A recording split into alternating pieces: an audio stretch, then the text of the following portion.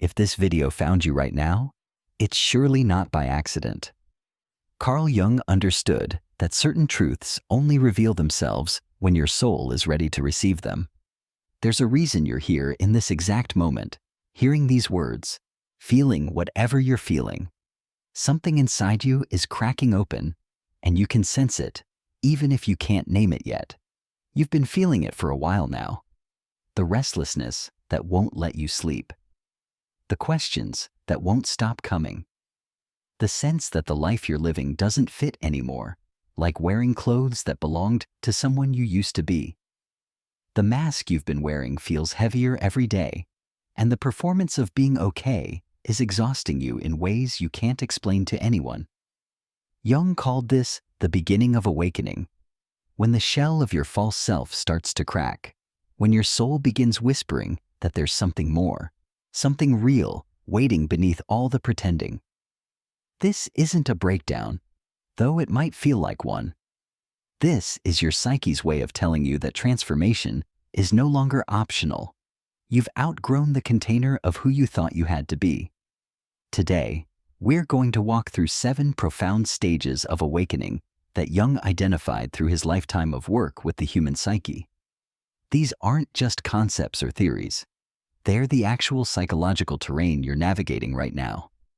And understanding this map might be the difference between getting lost in the confusion and finding your way to the clarity waiting on the other side.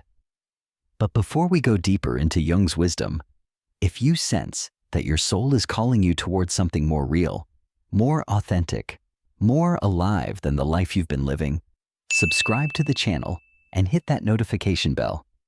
Because what we explore here isn't about surface-level self-improvement. It's about the deep transformation that happens when you finally stop running from who you really are.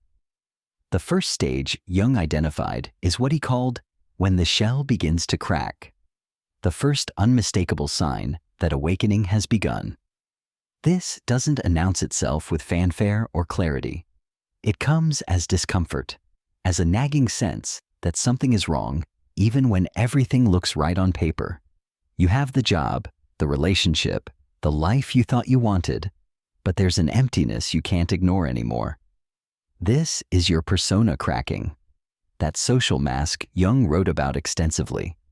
The persona is necessary for functioning in society, but when it becomes so rigid that it suffocates your authentic self, your psyche rebels. The discomfort you're feeling isn't a sign that something is wrong with you. It's a sign that something is finally going right. Your soul is refusing to stay hidden anymore. Jung observed that this cracking often happens during what he called the middle of life. Not necessarily a specific age, but a psychological moment when you've lived long enough to realize that the strategies that got you here won't get you where you actually need to go. The goals you've been chasing start feeling hollow. The relationships built on who you pretended to be start feeling suffocating. The identity you constructed so carefully starts feeling like a cage. The second stage is when the soul speaks. The shift from crisis to calling. This is where many people get stuck because they interpret their inner turmoil as depression, as something to medicate away, or therapy away, or positive think away. But Jung understood that sometimes what looks like a crisis is actually your soul speaking in the only language loud enough to get your attention. Your soul doesn't speak in words. It speaks in symptoms, in synchronicities, in dreams that wake you at 3 in the morning with images you can't shake. It speaks in the sudden tears that come from nowhere, in the books that fall off shelves into your hands, in the conversations that find you exactly when you need them. Your rational mind wants to dismiss these as coincidence, but Jung knew better. He called it the language of the unconscious. And learning to listen is crucial. This stage requires what Jung termed active imagination, the willingness to pay attention to what's emerging from your depths, rather than constantly drowning it out with busyness, distraction, or the noise of other people's opinions. Your soul has been trying to reach you for years, maybe decades. But you've been too busy performing, achieving, pleasing, and surviving to hear it. Now it's speaking so loudly you can't ignore it anymore, And that's actually a gift, even though it feels like chaos. The third stage Jung identified is perhaps the most misunderstood: the truth about suffering. Our culture teaches us that pain is failure, that struggle means you're doing something wrong, that if you were truly evolved or spiritual or healed, you wouldn't hurt anymore. But Jung discovered something radically different. He found that suffering, when approached consciously, is not an obstacle to transformation. It's the threshold itself. Jung wrote that there is no coming to consciousness without pain. Not because life is cruel or because you're being punished, but because growth requires the death of who you were. And death, even psychological death, hurts. The person you've been, with all her coping mechanisms and defense strategies and carefully constructed identity, has to dissolve before the person you actually are can emerge. This dissolution is painful. It's supposed to be. What Jung observed in his patients and in his own psychological crisis was that the people who tried to avoid this pain, who medicated it or positive thinking it away or spiritual bypassed around it, remained stuck. They might feel temporarily better, but they never transformed. The ones who leaned into the suffering, who sat with it, who asked, "What is this pain trying to teach me?" These were the ones who broke through to the other side fundamentally changed. Your suffering right now, whatever form it's taking, is not evidence that you're failing at life or spirituality or growth. It's evidence that you're finally ready to shed the false self that's been protecting you, but also imprisoning you. Jung called this process the dark night of the soul, and it's not optional for genuine awakening. You can't become who you truly are while still clinging to who you pretended to be. Something has to die, and that death creates grief, confusion, and pain. The fourth stage is awakening from the crowd, when your soul no longer wants to blend in.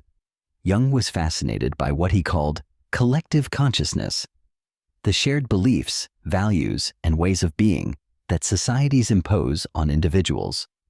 For most of your life, you've been unconsciously shaped by these collective forces, living according to scripts you didn't write, pursuing goals you didn't choose, believing things you never questioned. But awakening means becoming an individual in the truest sense. Jung called it individuation, the process of becoming who you uniquely are, rather than who the collective told you to be. This stage is terrifying because it means stepping out of the safety of conformity. When you stop going along with what everyone else believes, when you stop pretending to want what you're supposed to want, when you start listening to your own inner authority instead of external validation, you become visible in a way that feels dangerous. The crowd doesn't like it when one of its members wakes up and steps outside the circle. You'll be called selfish, weird, too much, not enough, lost, crazy. People who benefited from your unconsciousness will try to pull you back. Relationships built on your willingness to stay small will crumble. This is the loneliness of awakening that Jung wrote about, the necessary isolation that comes from no longer being able to participate unconsciously in collective delusions. But Jung also understood that this loneliness is temporary and necessary. You're not actually alone. You're simply no longer merged unconsciously with others. You're learning to stand in your own truth, and that requires a period of separation from the collective before you can return to genuine relationship as a whole person, rather than a fragment seeking completion through others. The fifth stage Jung identified is the fearful leap, moving from pretending to being real. This is where many people get stuck indefinitely because the gap between who you've been pretending to be and who you actually are feels unbridgeable. You've spent years, maybe decades, constructing a false self that earned you love, approval, safety, and belonging. The thought of dropping that mask and revealing what's underneath terrifies you because you're convinced that your authentic self is unlovable, unacceptable, too much, or not enough. Jung called this the shadow integration, bringing into consciousness all the parts of yourself you've rejected, denied, and hidden away. Your anger that you've been taught is unladylike. Your ambition that you've been told is unfeminine. Your sexuality that you've been shamed for. Your power that threatens people. Your vulnerability that feels like weakness. Your needs that make you feel needy. All of it has been living in your shadow, and awakening requires bringing it into the light. This leap from pretending to being real feels like jumping off a cliff because you have no idea if there's ground beneath you. What if people reject the real you? What if you lose everything you've built on the foundation of the false self? What if your authentic self is actually as unlovable as you fear?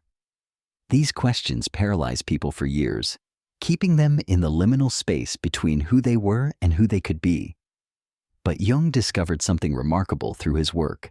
The authentic self, once revealed, creates genuine connection in ways the false self never could. Yes, some people will leave when you stop pretending, but the ones who stay, and the new people who arrive, will be relating to the real you, not the performance. And that creates a quality of intimacy and belonging that the false self could never access, no matter how perfectly it performed. The sixth stage is perhaps the most liberating and the most challenging. No one is coming to save you. Jung saw this pattern repeatedly. People waiting for the perfect teacher, the right partner, the ideal circumstances, some external force to come rescue them from their own lives. This waiting is another form of avoiding the responsibility of your own transformation. Awakening requires what Jung called radical responsibility. The recognition that you are the author of your experience, the creator of your reality, the one who must do the work no one else can do for you. Not because you caused everything that happened to you, but because you're the only one who can decide what it means and who you become in response to it. This doesn't mean you don't need support, community, or guidance. It means you stop outsourcing your power to others. Stop waiting for permission to become who you are. Stop postponing your life until conditions are perfect. Jung understood that the hero's journey, which he saw as a universal pattern in human psychology, requires the hero to descend alone, face the dragon alone, retrieve the treasure alone, and return transformed. No one can do it for you. If you've been waiting for someone to save you, for life to get easier, for the universe to give you a sign, this is your sign. The only person who can save you is you. The only permission you need is your own. The only approval that matters is yours. This realization is both terrifying and liberating because it means you can stop waiting and start living. Subscribe to this channel if you're ready to stop waiting for rescue and start becoming the person you've been searching for. The seventh and final stage Jung identified is the most paradoxical. When you stop searching, you become what you were searching for. After all the work of cracking open, listening to your soul, facing your suffering, leaving the crowd, leaping into authenticity, and taking responsibility, there comes a moment when the searching itself becomes the obstacle. Jung observed that many people become addicted to the search, to personal development, to healing, to transformation. They go from teacher to teacher, workshop to workshop, book to book, never landing anywhere because they're convinced that the answer is always one more practice away, one more insight away, one more breakthrough away. But Jung discovered that this endless seeking is often a sophisticated form of avoiding the present moment, of refusing to simply be. The final awakening happens when you realize you were never broken in the first place. All the searching, all the healing, all the transformation, it was bringing you back to what you already were beneath all the conditioning, trauma, and false identities. Jung called this the self, the totality of who you are, conscious and unconscious, light and shadow, human and divine. It was always there, waiting beneath everything you thought you had to fix, heal, or transcend. When you stop searching and simply be, when you drop into the present moment without needing it to be different, when you recognize yourself as whole rather than broken, That's when the real transformation completes. You stop trying to become enlightened and realize you're already the awareness in which all experience arises. You stop trying to find peace and recognize you are peace itself, just temporarily confused by identification with thoughts and emotions.